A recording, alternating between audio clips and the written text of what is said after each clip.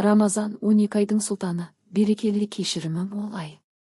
Қасиетті айда адам баласы көбірек жақсылық жасап, ізгі амалдар атқаруға тырысады. Ораза пендені тақуалыққа тәрбиелейді. Рамазан Алланың мейірімі төгіліп, жұмақтың есігі айқара ашылатын, иманды күшейтуге мүмкіндік берілген берекелі ай. Бұл жаратушы иеміздің ұлы сыйы әрі нығметі. Рамазан 11 ай бойы кір шалып, тот басуға, аз қалған рух пен жүректің қайта тазарып, кемелдену үшін Алла тағаланың арнайы бекіткен киелі бағдарламасы. Ғұламалардың айтуынша, Рамазанның алғашқы 10 күні мейірім, екінші 10 күні кешірім және соңғы 10 күні тозақ отынан азаттық. Рамазан қасиетті ай. Оның қасиетті болуы ораза мен Құранға тікелей байланысты. Рамазан айында ораза ұстау балиғатқа толған, есті мұсылманға парыз. Алла тағала Құранда былай дейді: Рамазан айы сондай бір ай, ол айда адам баласына тура жол және ақ пен қараны айыратын түрінде Құран түсірілді. Сендерден кім Рамазан айында болса, ол айда ораза ұстасын. Ал біреу науқас не сапарда болса, басқа күндерде санын толтырсын.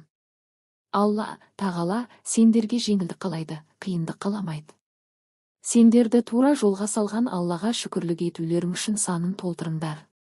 Әрі Алланы ұлықтаңдар. Бақара сүресі 185 аят. Рамазан айының қадір түнінде қасиетті Құран түскен. Ал қадір түні Рамазанның соңғы 10 күнінде жасырылған. Міне, осы арқылы Рамазанның соңғы 10 күні алдыңғы 10 күндіктерден абзал. Құранды Жәбірейіл періште түсіріп еді, ол ең ұлық періштеге айналды. Құран Мұхаммед, оған Алланың салауаты мен сәлемі болсын, пайғамбарға түсіп еді, ол адамзаттың ардақтысы болды. Құран кәрім мұсылман үмбетіне түсіп, ол ең қайырлы үмбет атанды. Құран Рамазан айында түсіп еді, ол 12 айдың сұлтаны болды.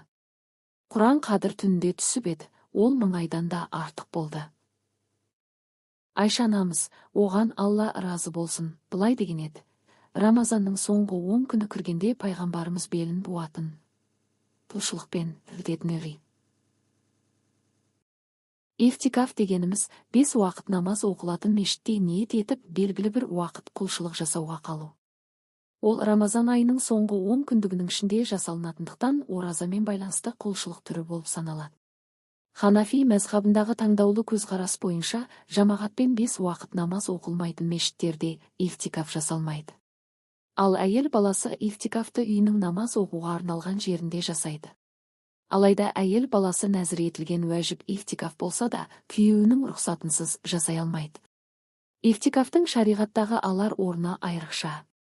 Құранда сендер мешіттерде ифтикаф жасап жатып олармен, әйелдермен қосылмаңдар. Бақара сүресі 187 аят делінген.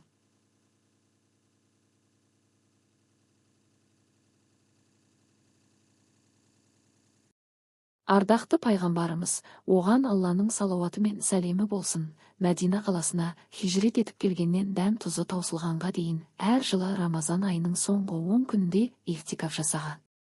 Ифтикафтың адамның жүрегін бір сәт болса да дүние істерінен тынығып, жан дүниесін жаратушыға тапсыру және ұлы Аллаға басқа жерде емес, тап өзінің қасиетті үйі болған мешітте құлдық ұру, оның берік қорғанын паналау сияқты пайдалары бар.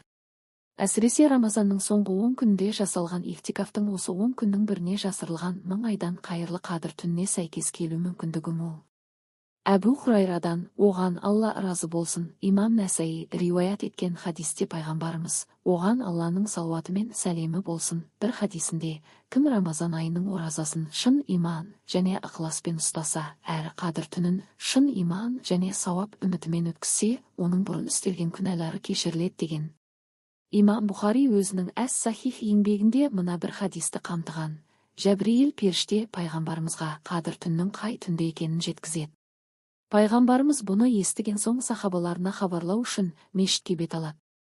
Жолда екі кісінің бір-бірімен ұрсып жатқанын көріп, пайғамбарымыз қадір түні қай түн екенін ұмытып қалады. Міне осылайша Алла тағала қадір түнін өз даналығымен әдейі ұмыттырды. Әбу Сағид, оған Алла разы болсын, риуаят еткен хадисте Алла елшісі, оған Алланың салауаты мен сәлемі болсын, расында маған қадір түні көрсетілген еді.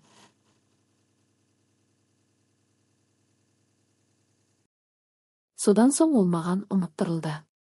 Дегенмен оны Рамазанның соңғы ондығындағы тақ түндерден іздеңдер Бұхари деген. Байқасаңыздар, Алла тағаланың қадір түнін пайғамбарымызға, оған Алланың салауаты мен сәлемі болсын, алдымен білдіріп, сосын оны ұмыттыруында керемет даналық бар. Ол Рамазан айының соңғы 10 күні мен түндерін құлшылықпен өткізуге тырысатынымыз. Рамазанның соңғы 10 күнде қадір түннің жасырылғаны себепті, ол аса маңызды. Рамазан айы келгенде пайғамбарымыз, оған Алланың салауаты мен сәлемі болсын, ораза айы келді. Кімде-кім сол түннің сауабынан құр қалса, барша жақсылықтан мақұрым қалмақ. Мақұрым адам ғана оның сауабынан құр қалады. Ибн Мәжа деп жақсылыққа ұмтылуға шақырған. Құлшылық етіп сауапқа кенелуге ең ұтымды уақыт қадір түні. Ал ең қорқынышты түн адамның қабірде болатын түні. Қадір түнін құлшылықпен өткізу қабірдің жап-жарық болып нұрлануына жол ашады. Бұл түні періштелер түсіп жер бетінде береке орнайды, Алланың кешірімі нәсіп болады. Періштелердің жер бетіне түсуі қадір түннің маңыздылығын білдіреді. Сол түні періштелердің көп болатыны мына хадисте білдірілген. Қадір түні Рамазан айының 27-ші немесе 29-шы түніне сай келеді. Бұл түні жерге түсетін періштелердің саны жер бетіндегі майда тастардан да көп болады. Ахмад. Періштелер мұсылман үмбетін аралап, қандай ғибадат жасағанын, таң намазына дейінгі дұға тілектерін тыңдап, амал дәптеріне мол сауап жазып тұрады. Қадір түні жамандық азаятын, құлшылық пен игі істер көбейетін түн. Қадір түні тыныштық пен есендікке бөленетін, тозақ азабынан құтылатын түн.